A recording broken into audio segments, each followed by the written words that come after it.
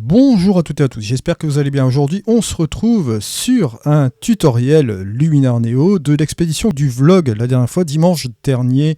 Concernant Luminar Neo, là on s'y rend ici, là maintenant. J'avais fait quelques petites esquisses avec la version iPad que j'avais sauvegardée et après, je me suis rendu à la maison forcément, au bureau. J'ai regardé directement mon édition que j'avais faite avec la version de Luminar iPad. D'accord, j'avais la photo directement dessus. Si vous n'avez pas vu comment j'ai procédé, je vous invite fortement à aller voir ce vlog parce que vous verrez les différentes étapes, comment je passe de l'appareil photo vers l'iPad, comment je post-traite directement, en voyant la scène que j'ai directement, en apportant les petites touches créatives, les petites notes et tout ça. Et là, vous voyez, ça m'a permis aussi de faire ma photo directement sur Luminar Neo, celle que vous avez vue aussi également dans le vlog, les différentes photos, les différentes séquences. Petite précision aussi, avant de continuer, vous avez toujours mes packs de presets sur le Marketplace et vous avez aussi également un truc que je tenais à vous rappeler, l'offre anniversaire de 2 ans de Skyloom est toujours aussi prolongée, ils ont toujours laissé aussi les offres aussi qui sont disponibles, donc n'hésitez pas à aller voir tout cela. Je vous mets tout cela dans la description de cette vidéo, ainsi que les offres Kaiv Concept, etc. Donc tout est dans la description de cette vidéo. Bien sûr, ce sont des liens affiliés, comme vous le savez déjà, question de transparence entre vous et moi. Alors, on y va donc, c'est parti dans ce tutoriel. Je vais me mettre donc ici, tiens. Voilà, on va se mettre là. Là, vous voyez donc la photo, je me suis mis même un petit filigrane ici, pour vous montrer, tiens, justement, comment on peut appliquer cela. Je l'ai mis tout simplement sur un calque, comme vous le voyez ici. Et là, vous vous rendez compte que forcément, sur ce calque-ci, j'ai réduit la taille de mon logo, d'accord. Et j'ai mis un mode de fusion, comme vous le voyez ici, en densité couleur, juste comme cela.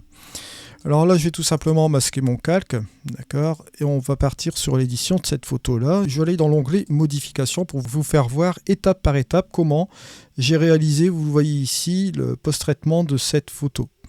Alors j'ai utilisé les filtres Kaiv Concept, vous voyez les différents types de filtres que j'avais utilisés. J'ai utilisé pour ce faire, il y avait le ND8, ND64 et ND1000, d'accord. J'ai essayé différents types de filtration avec le CPL aussi également pour enlever un peu les reflets.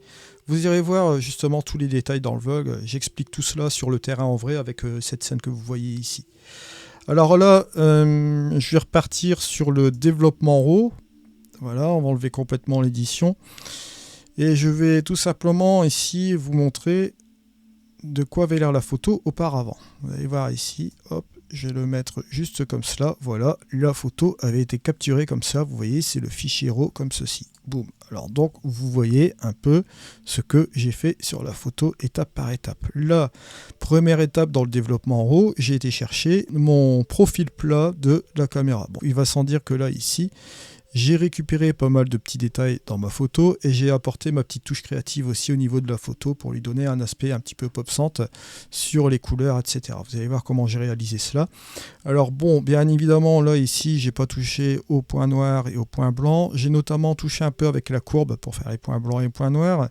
Et j'ai joué aussi avec les tons moyens, comme vous le voyez ici. Au niveau de la netteté, vous allez constater que j'ai appliqué de la netteté à 30 ici. Vous verrez que l'image, elle a un bon niveau de netteté, vous allez voir ici. Donc j'ai appliqué légèrement cette petite chose avec les hautes lumières et les ombres, d'accord. Et là, je me suis rendu avec l'amélioration AI pour faire le reste du travail, comme vous le voyez ici. Regardez, hop, développement, amélioration AI pour donner cet aspect-là. J'ai utilisé ensuite le paysage où j'ai utilisé le réduire la brume et heure dorée, d'accord, l'heure dorée pour me donner un peu cette couleur un peu plus chaleureuse ici. Et bien évidemment le réduire la brume, j'ai utilisé également pour apporter encore un petit subtil de choses de contraste, essentiellement dans le but là ici. La structure, vous allez le voir ici, j'ai ramené un peu de structure dans mon image aussi également. Vous voyez, tout simple, j'ai fait une édition toute simple, sans ajustements locaux pour cette fois-ci. D'accord, je n'ai pas appliqué d'ajustements locaux dans cette photo.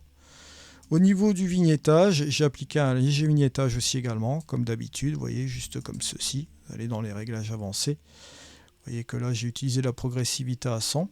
Au niveau de la couleur, vous allez remarquer que j'ai désaturé aussi un peu, d'accord.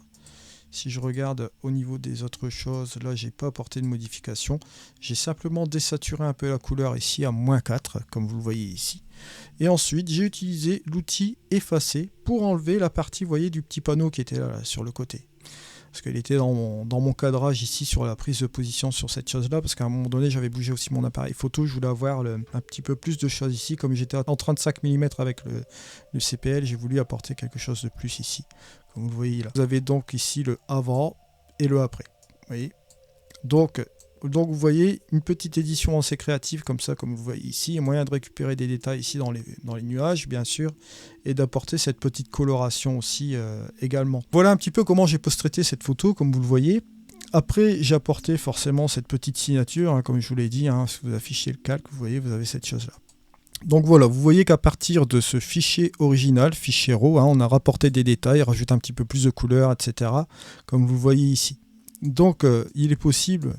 Vous voyez, d'apporter une petite touche créative, de récupérer des détails, etc. Bon, le fichier RAW original était vraiment très très plat aussi. Également, il a fallu ramener quand même un petit peu plus de contraste, booster quand même un peu plus les couleurs. Ici, là, je la voyais un peu comme ça. De toute façon, ce jour-là, vous verrez dans la vidéo, dans le vlog, la couleur n'arrêtait pas de changer, de changer, de changer, de changer. Donc, ça peut donner aussi une esquisse, hein, d'apporter cette petite touche aussi créative, de donner la petite touche de couleur aussi. À un moment donné, j'avais une intensité lumineuse qui venait aussi sur le terrain. Ça portait des couleurs aussi différentes. Après, la lumière s'était barrée, tout ça. Donc, lorsque vous faites vos différentes prises de vue, lorsque vous voulez apporter encore une atmosphère encore différente, vous avez cette possibilité aussi d'édition comme vous le voyez ici. Et encore, comme je vous l'ai dit, au goût de chacun, si vous avez un petit peu plus de créativité sur votre photo, vous pouvez encore apporter d'autres choses. Affecter un peu de dodge and burn ici, si vous le souhaitez, pourquoi pas. Mais là, j'ai laissé la photo comme vous le voyez ici, telle qu'elle. L'application d'un preset peut être aussi s'avérer utile. Vous savez très bien qu'on peut appliquer des presets dans Luminar Neo. Vous appliquez tout simplement un preset, vous réglez le système de niveau. Et si vous voulez dupliquer le calque avec le preset, vous pouvez toujours le faire. Et bien évidemment, on avait vu la technique déjà précédemment dans les tutoriels Luminar Neo. Vous pouvez apporter aussi un niveau personnalisé à l'aide d'un calque pour pouvoir contrôler aussi également l'édition, bien sûr. Là, on en arrive à la fin de cette vidéo. Comme vous le voyez ici, à partir du fichier RAW qui doit être développé, bien sûr, on est parti sur un développement simple et après, on a apporté quelques petites modifications aussi au niveau des couleurs pour lui apporter ce type de vision-là au niveau de cette photo.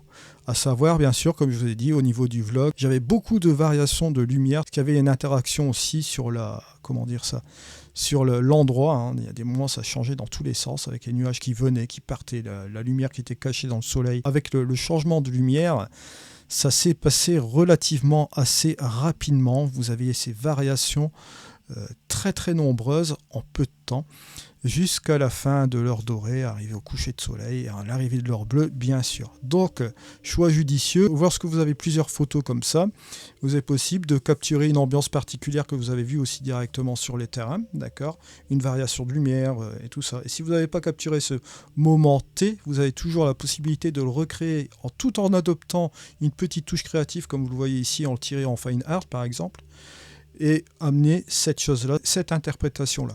À vous de voir, à vous de jouer. Si vous voulez encore jouer différemment, vous pouvez toujours le faire aussi également. Là, j'ai vu cette photo comme ça, avec cette petite touche créative, que je trouve assez sympa, juste dans cette photo comme ça. Voilà, je vous remercie de m'avoir suivi. Nous, dans tous les cas, on se retrouve dans une prochaine vidéo. C'était Eddy. Allez, au revoir.